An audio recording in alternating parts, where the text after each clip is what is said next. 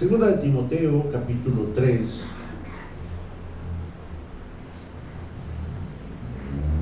Estamos estudiando los domingos lo que se llama los fundamentos de la vida cristiana. Vamos a ver en esta hora el quinto fundamento y tiene como base segunda de Timoteo, capítulo 3, solo un versículo, versículo 16. Este versículo es el punto de apoyo en el cual vamos a desarrollar este tema, que es el poder de la palabra. El poder de la palabra es el quinto fundamento de la vida cristiana y dice así: toda la escritura es inspirada por Dios y útil para enseñar, para redarguir, para corregir, para instruir en justicia, a fin de que el hombre de Dios sea perfecto, enteramente preparado para toda buena obra. Padre Celestial, anhelamos tu presencia, anhelamos ser instruidos por ti, Señor. Fuera de ti, Señor, nuestra vida no prospera. Fuera de ti, Señor, nuestra vida se seca. Queremos, Padre, caminar bajo los principios que rigen la vida de todo hombre que ha sido llamado por ti. Padre, tú estás equipando a tus santos, tú estás formando tu verdadera iglesia, y estos principios nos ayudarán a crecer, nos ayudarán a ver y a contemplar tu gloria y tu majestad. Padre Celestial, queremos ser dirigidos en esta hora por tu Espíritu Santo. Explícanos la palabra, haznos entenderla, Padre, porque todo proceso en la vida de éxito comienza con el entendimiento. Queremos ser entendidos en la palabra. Queremos, Padre, ser sabios en la palabra. Queremos recibir la vida de tu palabra. Bendito sea, Padre, en Cristo Jesús. Amén y amén. Hemos visto 5 de 7 de los principios que son los fundamentos de la vida de todo cristiano. El primero es Jesucristo como nuestra roca. El segundo es el aprender a vivir dentro de la voluntad de Dios. El tercero, hermano, es ser transformados en un adorador. El quinto elemento, el quinto fundamento es la iglesia como vida. Y ahora vamos a ver el quinto elemento, que es el poder de la palabra. El poder de la palabra. En la ausencia de estos fundamentos hacen que nuestra vida se desestabilice, hace que nuestra vida se desoriente, porque estos elementos van formando nuestro carácter, van formando nuestra identidad, pero por sobre todo nos están revelando, hermano, que somos iglesia, que somos el pueblo de Dios.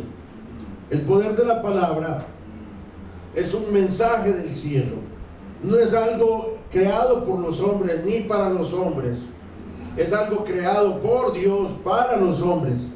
Es algo vital, hermano, en la vida del creyente, el entender el hecho de que Dios ha hablado. Hermano, sobre este concepto tendría que cambiar nuestra perspectiva. Un Dios que habla, un Dios que ha hablado, un Dios que está hablando, un Dios que habla.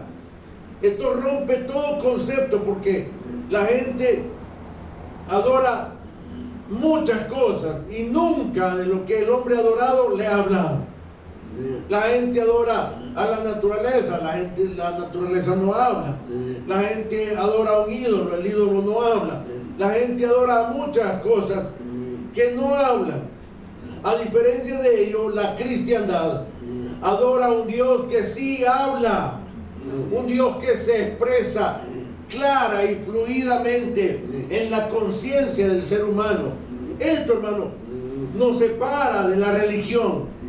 Hermano, si usted cree que al momento de orar, cuando usted ora, ¿qué espera recibir? Si espera que no va a recibir nada, hermano, somos unos religiosos. El componente vital de nuestra fe en Jesucristo es de que yo estoy hablando con Dios y Él me está escuchando y Él me está respondiendo. Mucha gente adora a Dios, pero bajo un concepto griego, religioso. Adora a Dios porque tiene que adorar a algo, pero sin esperar nada.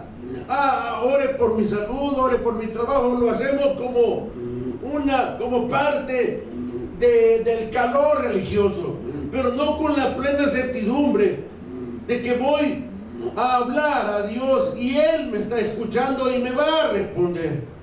Este concepto es vital. El hecho de que Dios ha hablado.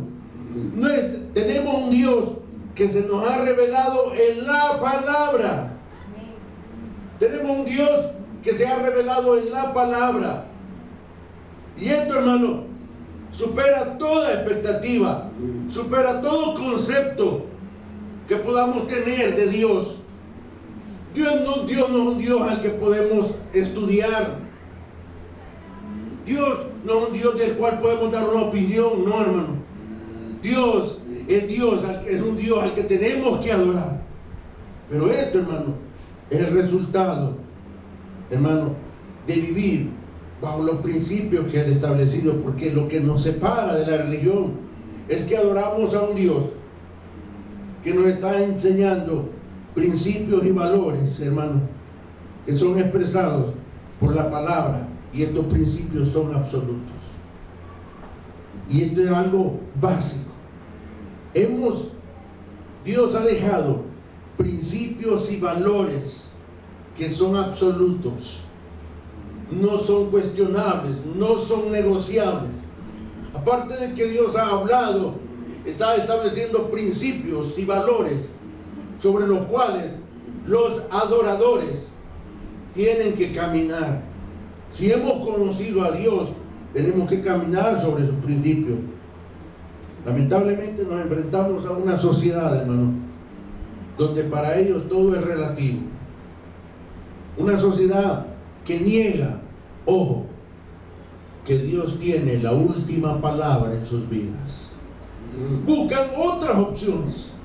Nuestra sociedad ha desarrollado el concepto de que cada cabeza es un mundo, cada quien forma su propia verdad. Todo es relativo, hermano. Nada es verdadero, todo es relativo, según yo lo veo. Esa es la sociedad en la que nos enfrentamos. Una sociedad que le ha dado la espalda a Dios. Una sociedad que no quiere nada con Dios. Y lo que es peor, una sociedad que está fabricando sus propios dioses. Y esto, hermano, es grave. ¿Por qué? Porque como iglesia tenemos una postura, tenemos que tener una postura, tanto interna como externa. ¿Cuál es la postura que tenemos que tener, hermano? La única fuente de verdad es la palabra de Dios. Es la única fuente, y ese es un concepto absoluto y no es negociable. La Biblia no es un buen libro, no, hermano. Hay muchos buenos libros. La Biblia no es un buen libro. La Biblia es un libro de vida, no es un buen libro. Te puede enseñar mucho, no, hermano. La Biblia no me enseña, la Biblia me da vida. Si buscamos un aprendizaje, puede ocupar cualquier otro libro, pero lo que destaca este libro, hermano, que es un libro de vida, y todo aquel que tiene un contacto con ese libro tiene, hermano, vida. La palabra tiene el poder de cambiar nuestra vida y de los que están a nuestro alrededor. Cuando yo experimento el poder de la palabra de Dios, hermano, algo adentro de nosotros es transformado. Las palabras del predicador no son importantes. Las palabras de Dios, esas sí son importantes y son las que transforman. Nuestra cultura le da muy poco valor al significado de las palabras.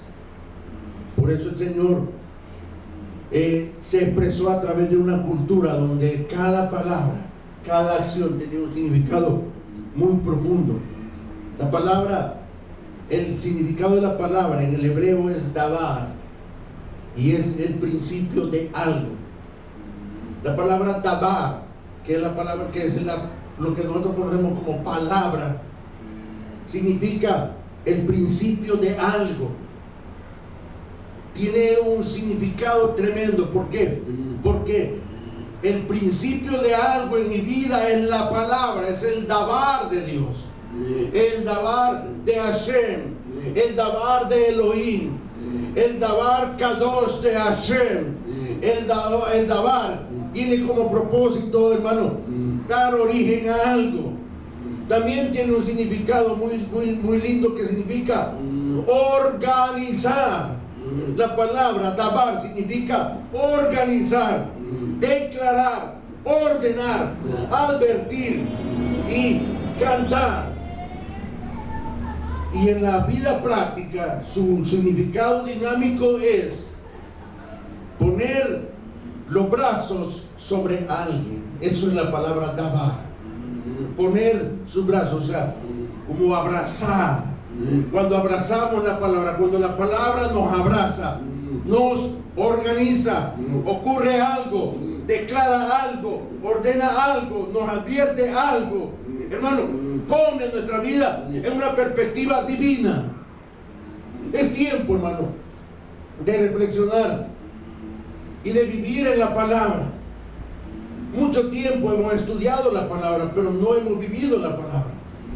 ¿Cuándo es que la palabra es viva y eficaz? Cuando lo que yo he entendido lo estoy viviendo. Porque si, hermano, no estoy viviendo la palabra de Dios, no la hemos entendido. Solo la hemos estudiado y la conozco, pero una prueba de algo, una prueba real de que yo he entendido la palabra, de que yo he entendido el mensaje de Cristo, es que lo estoy viviendo. Y esto, hermano, es, hermano, algo que nos tiene que preocupar más que las cosas terrenales.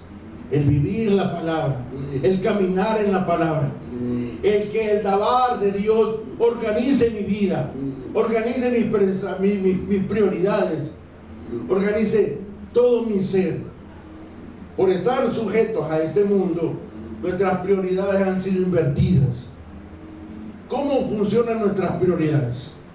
El cuerpo, el alma y por último, el espíritu. Ese es el sistema por el cual caminamos.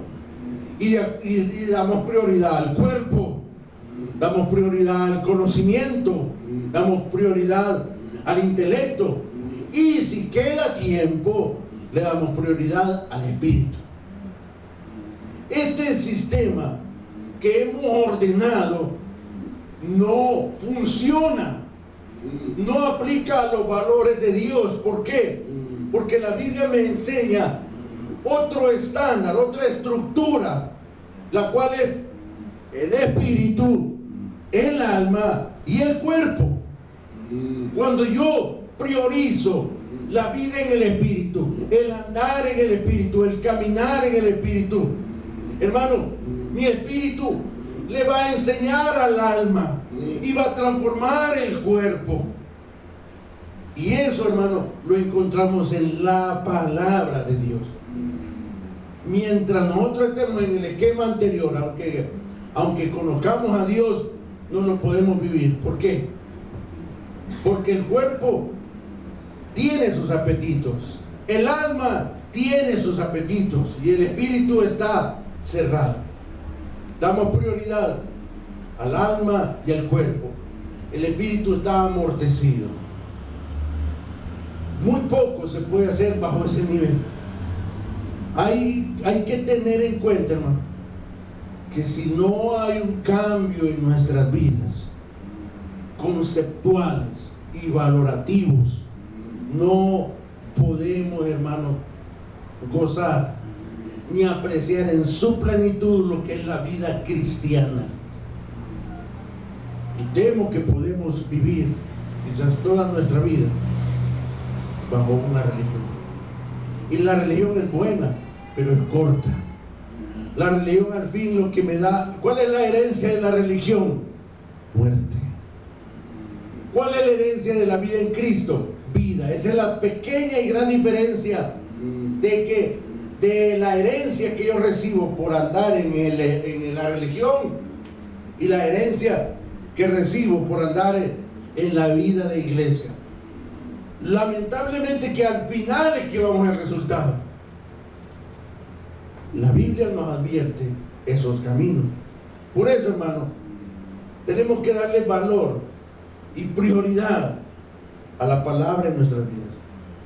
No solo para estudiarla o para leerla o para entenderla, no, sino para vivirla. Cuando usted y yo vivimos bajo estos principios, hermano, todo a lo que usted le asigna valor, pierde valor. ¿Por qué? Porque a lo que yo le doy valor es temporal. Y Dios me muestra cosas verdaderamente que tienen valor y que las hemos despreciado. Primera de Crónicas, capítulo 16, nos habla de lo importante que es la palabra. ¿Por qué? Porque permanece. Algo que Dios dijo, mire, algo que Dios dijo el domingo no se le ha olvidado hasta ahora. En cambio nosotros lo que decimos el domingo pasado, pues ya se me olvidó. Lo que Dios dijo hace 1000 años, no se le ha olvidado. Lo que Dios dijo hace 5000 años, no se le ha olvidado. Ahí está. Primera de Crónicas, capítulo 16. Gloria a Dios. Versículo 15 al 16, hermano Rigo. Él hace memoria de su pacto perpetuamente y de la palabra que Él mandó para 1000 generaciones, del pacto que concertó con Abraham y de su juramento a Isaac. Dice, el cual confirmó a Jacob por estatuto y a Israel por pacto sempiterno. Gloria a Dios. Él hace, ¿qué dice? Memoria de su pacto, el cual es perpetuamente, de la palabra que Él mandó para 1000 generaciones. Esto llega hasta el milenio, esto llega hasta la eternidad. Dios se acuerda de cada palabra que Él ha dicho, cada concepto, cada promesa, cada pacto que Él ha hecho. Él lo tiene en memoria. Dice, del pacto que concertó con Abraham y de su juramento a Isaac, el cual confirmó a Jacob por estatuto y a Israel por pacto sempiterno. Esto, hermano, cambia o debería de cambiar la perspectiva de mi vida. Vivimos bajo prioridades, vivimos bajo motivaciones. El problema que tenemos es que nuestras motivaciones son equivocadas. Las iglesias caminan bajo la motivación financiera. Una iglesia que tiene un presupuesto o un ingreso de $30,000 al mes, y si empieza a faltar los ingresos, entra en crisis.